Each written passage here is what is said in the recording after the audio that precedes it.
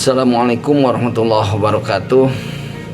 Pada kesempatan ini saya akan menyampaikan materi modul ajar fase E untuk bidang keahlian TKRO kelas 10 atau fase E itu kelas 10, yaitu tentang elemen proses bisnis bidang otomotif, di mana pada fase ini tujuan pembelajarannya meliputi: 1. Memahami pengertian bisnis, B.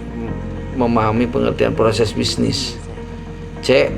Pengelolaan sumber daya manusia dalam proses bisnis, D. Memahami proses bisnis bidang otomotif, E. Memahami alur proses bisnis manufaktur bidang otomotif, F. Mengenal jenis dan merek kendaraan otomotif, G. Mengidentifikasi potensi bisnis bidang otomotif di lingkungan sekitar. Baiklah, kita akan coba memaparkan materi dari tujuan yang tadi saya sebutkan. Yang pertama, memahami pengertian bisnis. Bisnis merupakan segala sesuatu usaha, kegiatan merubah bentuk, sifat, dan tampilan dari barang atau benda melalui berbagai cara, baik fisika ataupun kimia, sehingga barang atau benda tersebut mempunyai nilai lebih sesuai yang diinginkan atau yang dibutuhkan. Bisnis sangat erat kaitannya dengan industri, apalagi bidang otomotif. Di sini saya akan sampaikan juga pengertian daripada industri itu sendiri. Industri merupakan serangkaian kegiatan manusia dengan segala kemampuan, ketekunan, dan keahliannya dengan bantuan alat ataupun mesin dalam mengolah barang atau benda menjadi bahan baku, bahan setengah jadi, atau barang jadi untuk meningkatkan nilai kualitas dan kegunaan barang tersebut. Itulah yang disebut dengan pengertian industri. Nah, kemudian kita juga harus mengenal bagaimana perjalanan revolusi industri di dunia. Ini akan digambarkan mulai daripada industri 1.0, ya, mulai daripada penggunaan mesin uap, ya, itu pada pertama kalinya dikenal dengan teknologi mesin uap dalam industri. Kemudian industri 2.0 itu mulai manusia menggunakan mesin produksi massal bertenaga biasanya menggunakan listrik ataupun bahan bakar, ya, minyak. Nah, kemudian pada era yang berikutnya, revolusi industri itu masuk kepada 3.0,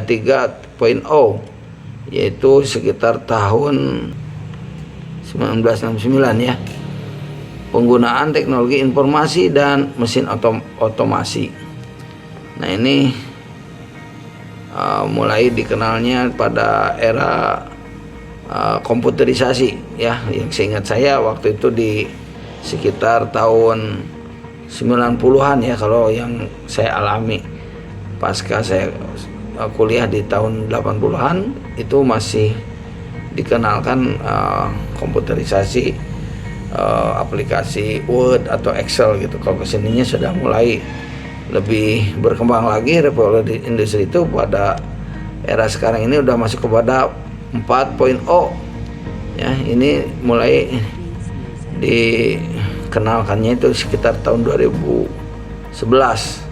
Ini mulai dikenal mesin-mesin terintegrasi jaringan internet, ya, baik Internet of Things gitu. Nah, kemudian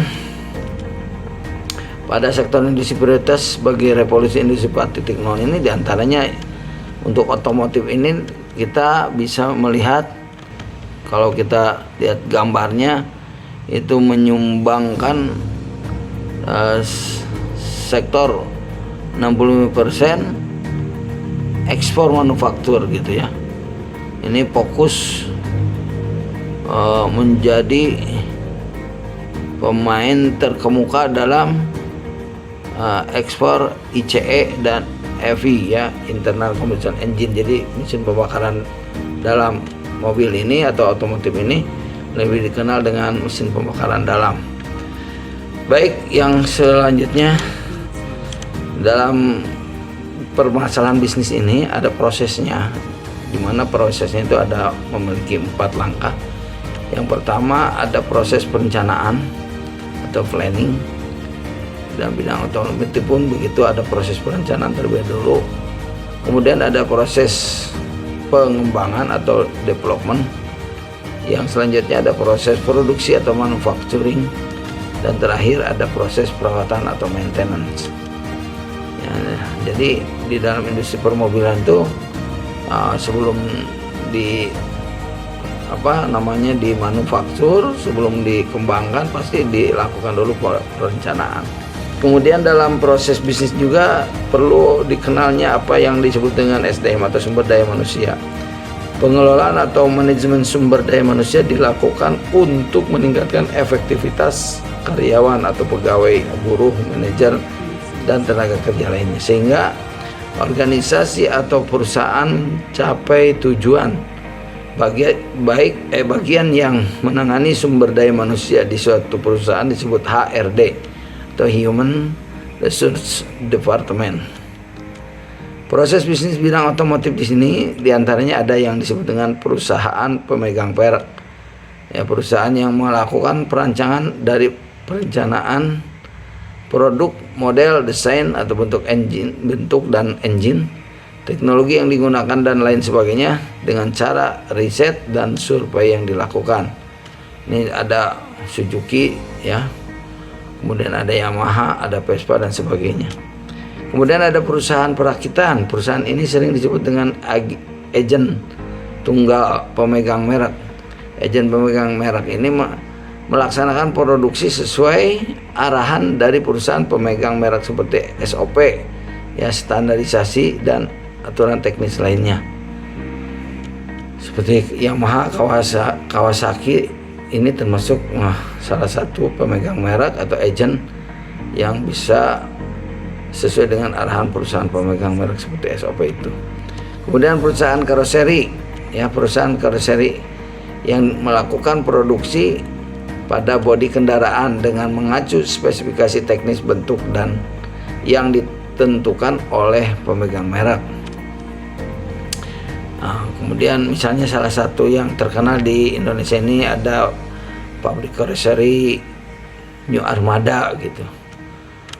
Kemudian nomor 4, perusahaan modifikasi melakukan perubahan kendaraan dari bodi, mesin, dan bagian lainnya sesuai kebutuhan atau keinginan pasar, ya, dengan ketentuan pemegang merek.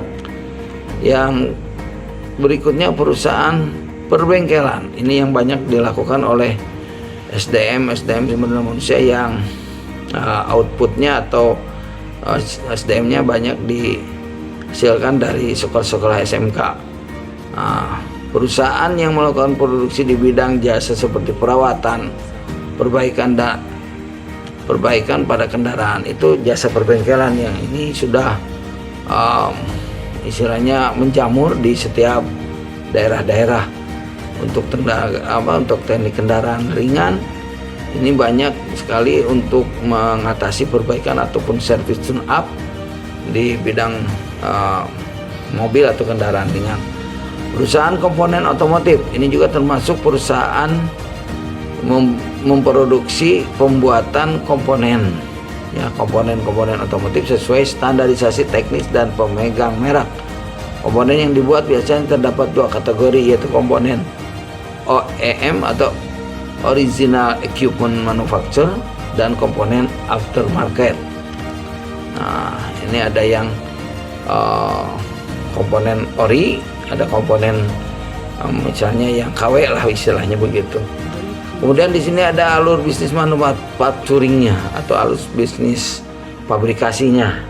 Di sini ada proses 6 proses, ya. Yang pertama yaitu proses procurement, yaitu proses bisnis yang berkaitan dengan pengadaan barang dan berbagai kebutuhan lainnya dalam proses kegiatan produksi manufaktur. Ya, ini proses yang pertama itu. procurement. Kemudian yang kedua, in-out inventory. Inventory ini adalah proses pengaturan masuk dan keluarnya barang selama melakukan kegiatan produksi. Kemudian proses manufacturing yang ketiga ada proses produksi. Ini proses intinya, yaitu proses pengolahan bahan baku, bahan setengah jadi menjadi produk utuh yang siap untuk dijual kepada konsumen. Dan yang proses keempat yaitu penjualan dan pemasaran, artinya pendistribusian barang itu sendiri sampai kepada konsumen. Yang kelima administrasi, dan yang keenam akuntansi dan keuangan. Demikian dulu yang bisa Bapak sampaikan, semoga bermanfaat untuk memulai pembelajaran pada konsentrasi bidang otomotif atau pada fase